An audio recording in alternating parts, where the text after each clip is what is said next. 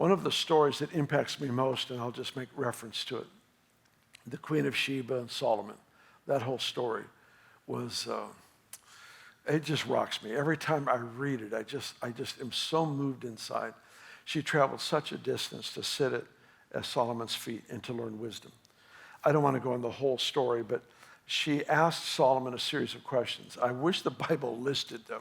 I would love to hear, because, it must be, like the nature of the universe and, the purpose of life and all these, small, lightweight questions, that she would present to him. And he answered every one of them beyond what she thought was even possible.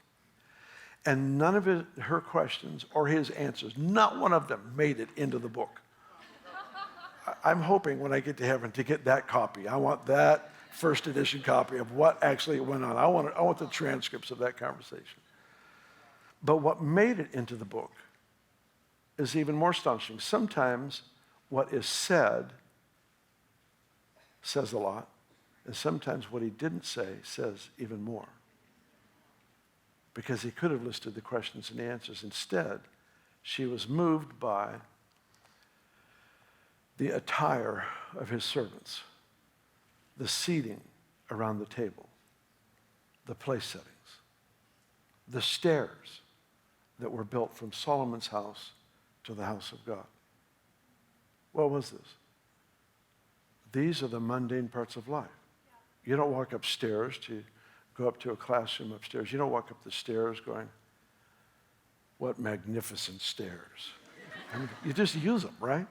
You don't go into the restaurant, look at the waiter, even if he's dressed nicely. It's just part of the deal. You just move on, you eat your meal, you celebrate the evening.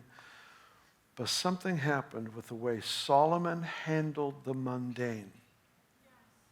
Now remember the concept. Everything is unto the Lord. Everything is unto the Lord. So suddenly, picture this. You're a carpenter. And you're in Jerusalem during the time that Solomon becomes king. And you have applied yourself to studying various types of wood. You have worked with stains and color and combinations of wood. And you have this unusual ability to put different kinds of wood together in such a complementary fashion. And one day you hear a knock on your door. And you go to the door, and it's a representative from King Solomon. And that person says, the king would like to talk with you. We've seen your work. He has an idea. And you come to the palace quickly, you drop everything, and you stand before this wonderful King Solomon. And he says, I've got this idea.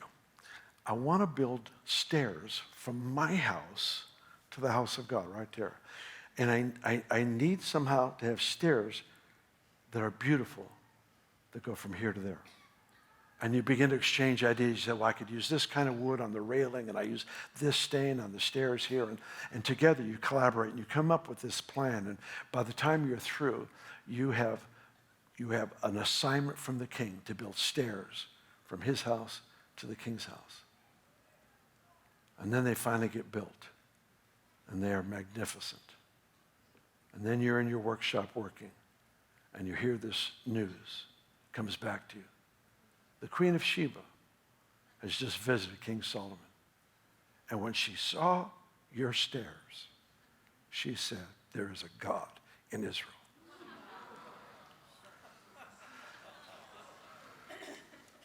It's the chef who pours himself into the creative expression with food. It's the businessman who is able to prosper yet live with honor and celebration of every competitor. It's every one of these things that become such vital tools in taking the mundane, the everyday, and using them as gifts as unto the Lord.